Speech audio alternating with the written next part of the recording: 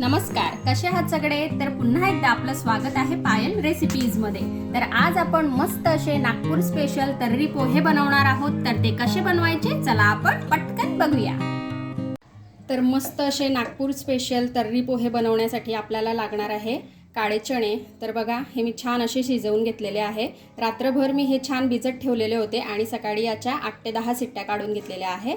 तर चला आता हे कसे बनवायचे आपण बघूया। आता आपल्याला कढईमध्ये थोडं तेल टाकून घ्यायचं आहे। जवळपास 4-5 चमचे म्हटले तरी चालतील, छोटे चमचे। आता तेल छान असं गरम झालेलं आहे। यामध्ये आपल्याला थोडेसे खोबऱ्याचे काप टाकायचे आहेत। 2 कांदे टाकायचे आहेत, स्लाइस मध्ये कट करून घेतलेले आहेत मी।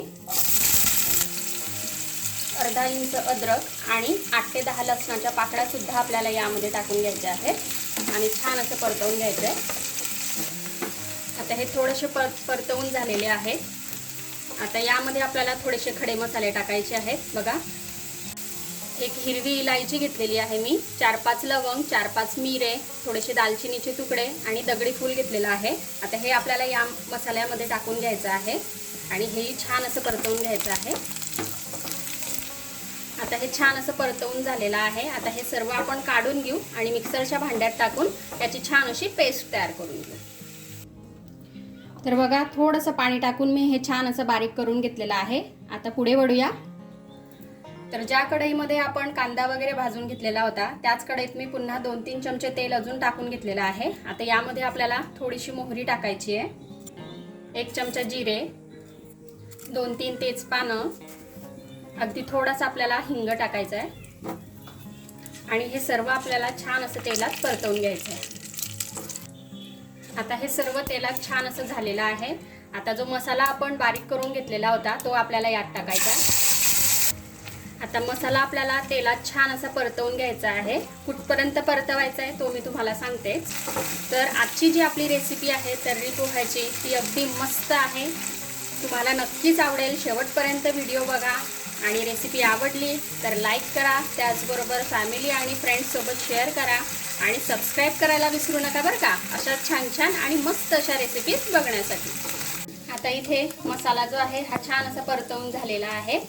आता यामध्ये आपल्याला थोडीशी हळदीची पावडर टाकायची आहे, अर्धा चमचा, लाल तिखट, जेवढं आपण तिखट खात असाल त्यानुसार।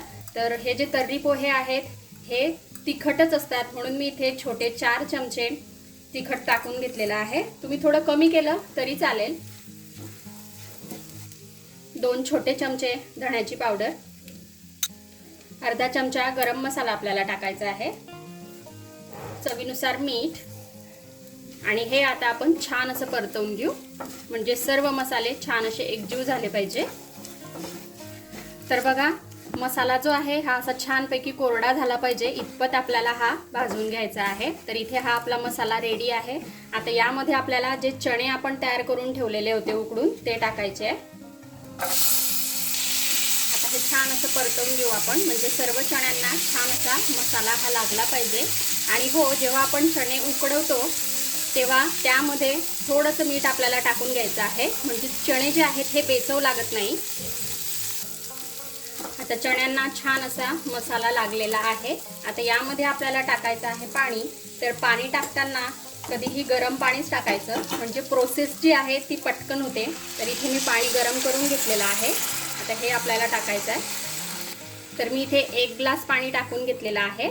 आता याला आपल्याला छान अशी एक उकळी काढून घ्यायची आहे। तर इथे छान अशी उकळी आलेली आहे। आता इथे मी 2 टमाटे छान असे मोठे मोठे कट करून घेतलेले आहेत, हे आपल्याला टाकायचे आहेत। बाहेर जर का तुम्ही तर्री पोहे खाल्ले असतील तर अशा प्रकारे टमाटे त्यामध्ये असतात।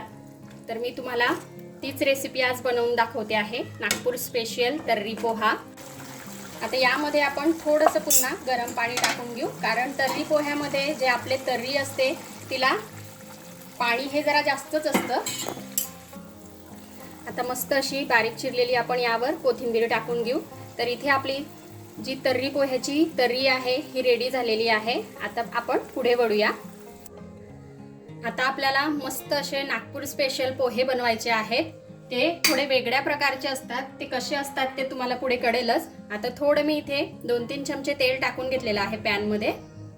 आता तेलात आपल्याला 1 चमचा मोहरी टाकायची आहे, 1 चमचा जिरे, 1 कांदा मी बारीक कट करून घेतलेला आहे, हा आपल्याला तेलात टाकायचा आहे.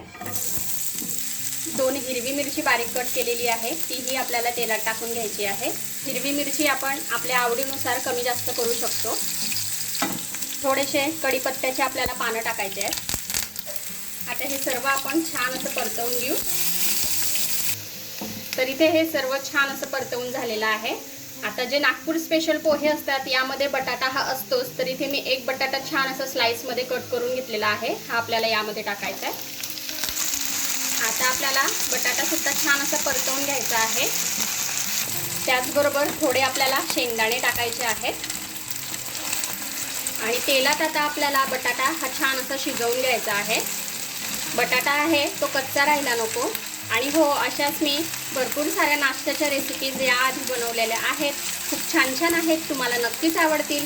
आणि तुम्हाला त्या रेसिपीज बघायच्या असतील तर त्या मी तुम्हाला आय बटनवर देईन, तिथे जाऊन तुम्ही बघा. तर इथे हे सर्व छान असं झालेलं आहे, बटाटाही छान असा शिजलेला आहे. आता यामध्ये आपल्याला थोडीशी हळदीची पावडर टाकून घ्यायची आहे, अर्धा चमचा. चवीनुसार मीठ जे आहे हे बटाटे शिजल्यानंतरच टाकायचं आहे, म्हणजे बटाटे लवकर शिजतात. छान असं परतवून घेऊ आपण. आता यामध्ये आपल्याला टाकायचे आहेत पोहे. तर मी इथे पोहे 2-3 पाण्याने स्वच्छ धुवून यांना असंच चाळणीत राहू दिलेलं होतं. आता हे पोहे आपण यामध्ये टाकून घेऊ. आता हे छान आपण मिक्स करून घेऊ. तर बघा, आता इथे पोहे आपले रेडी झालेले आहेत. आता यावर आपण मस्त अशी बारीक चिरलेली कोथिंबीर टाकून घेऊ. आता मी तुम्हाला तर्री पोहे नागपूरमध्ये कसे सर्व केले जातात आणि आपल्याला बाहेर खायला कसे मिळतात ते करून दाखवते. तर बघा, मी इथे आता प्लेटमध्ये पोहे हे टाकून घेतलेले आहेत. आता यावर आपण मस्त अशी नागपूर स्पेशल तर्री टाकून घेऊया.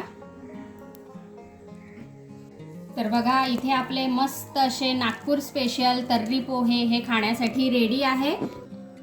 तर तुम्हीही अशा प्रकारे नागपूर स्पेशल तर्री पोहे हे घरी बनवून बघा आणि कसे वाटले ते मला कमेंटमध्ये नक्की कळवा. आपण भेटूया अशाच एका छानशा रेसिपीसोबत नेक्स्ट व्हिडिओमध्ये. तोपर्यंत आपली काळजी घ्या आणि जाता जाता चॅनलला सबस्क्राईब करा. Take care. Bye bye.